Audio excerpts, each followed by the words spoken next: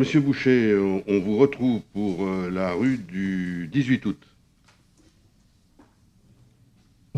Oui, donc à nouveau une vente un peu, enfin, pas complexe, mais je veux dire, on est sur là donc un dispositif de bail réel solidaire, donc pour une partie de l'immeuble. Donc bon, les dispositifs sont vertueux, mais c'est vrai qu'ils sont un peu complexes de plus en plus, hein, qu'ils soient à l'endroit, à l'envers, comme tout à l'heure, ou en bail réel solidaire. Ce qui me fait dire en croire celui qui est dans la salle que les notaires en perdent leurs cheveux. C'est la fin de soirée. Hein, euh, donc nous sommes au 12 rue du 18 août, hein, donc pour une session de millième de terrain à construire donc à l'Office foncier d'innovation solidaire et à IDEIS. Donc il s'agit de ce qu'on appelait longtemps le bâtiment des instituteurs de Jean Mermoz. Hein. Donc c'est ce bâtiment-là dont on parle. Je vous rappelle que lors de la session à l'OPH 74 des actions que nous possédions, donc de la société Vallée de l'Arve Habitat détenue par la ville d'Annemasse, l'OPH 74 s'est engagé sur le principe de conduire avec la ville des baux amphithéotiques pour la réhabilitation de plusieurs immeubles de logements communaux. À ce titre, 2 opérations ont été réalisées, donc 2 opérations de réhabilitation. L'une au 36 bis route de Bonneville, qui est un immeuble d'habitation donc, où on a notamment des personnels municipaux qui sont logés. Et au 32 et 32 bis rue du Salève, où le 32, c'est un immeuble qui est en bord de rue, qui est un immeuble qui était occupé par des personnes privées, là, par contre.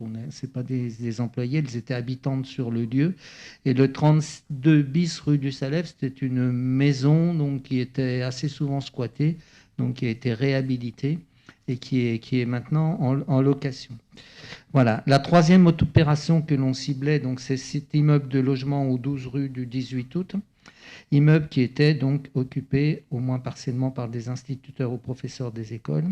L'étude de faisabilité a révélé une vétusté et une réhabilitation difficile du bâtiment. L'OPH 74 a proposé donc le rachat du foncier de l'immeuble par le biais de ses filiales Office et IDEIS aux fins de démolir le bâtiment pour en reconstruire un nouveau.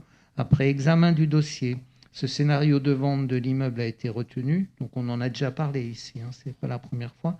Le programme de construction se réalisera sur une partie du terrain communal déclassé du domaine public et cadastré section B sous le numéro 5192P2 d'une surface d'environ 1040 m². Le projet comprendra à son achèvement un bâtiment composé d'un local d'activité livré brut au rez-de-chaussée, de 20 logements avec 20 garages en sous-sol et 20 caves. La plus grande partie du programme est destinée à être réalisée en accession sociale à la propriété avec le dispositif du bail réel solidaire. L'Office foncier d'innovation solidaire, l'Office, porte le terrain et IDEIS est l'opérateur conformément à l'article L255.3 du Code de la construction et de l'habitation. 19 logements avec garage et cave seront réalisés dans ce cadre, dont 3 locatifs sociaux au profit de Haute-Savoie Habitat. La partie restante, à savoir le local du rez-de-chaussée, un logement, un garage et une cave, sera construite par IDEIS qui vendra ses locaux en VFA à la commune d'Annemasse. Donc c'est pour loger le concierge et puis pour installer une activité qui peut être, enfin c'est ce qui est ciblé, une bibliothèque donc sur les locaux, sur les locaux de rez-de-chaussée. Afin de concrétiser cette opération selon le montage précité, il est proposé que la ville soit requérante à l'état descriptif de division de copropriété. Ainsi, la vente de terrain assiette de l'opération se fera sous la forme de vente des millièmes de terrain à construire pour un montant total de 300 000 € selon la répartition suivante. Au profit d'IDEIS, vente de 1128 10 millièmes de terrain à construire au prix de 18 406,22 € correspondant donc au local d'activité, un logement avec cave et garage, et au profit de l'Office, vente du restant 8 872 10 millièmes de terrain à construire au prix de 281 593,78 € qui correspond donc aux 19 logements avec cave cave et garage. Donc, vu le code de la construction, la délibération du 4 mars 2021 qui prononçait le déclassement de terrain d'assiette de l'opération de construction, l'état descriptif de division, vu l'avis de France Domaine en date du 29 juillet, il est proposé donc au conseil municipal d'approuver ces 2 ventes en fait de parties de millième. Merci. Des questions sur cette vente qui va permettre de faire une réhabilitation? Oui, Madame Mecker. Je suis juste étonnée de voir autant de garages que de logements. C'est ce qu'on a actuellement dans toutes nos constructions? Enfin, autant de garages que de logements. Il y a 19 garages, 19 logements. Oui. Donc effectivement, là, on a il y a même 20 garages et 20 logements. Oui. Donc on est sur la base d'1 pour 1.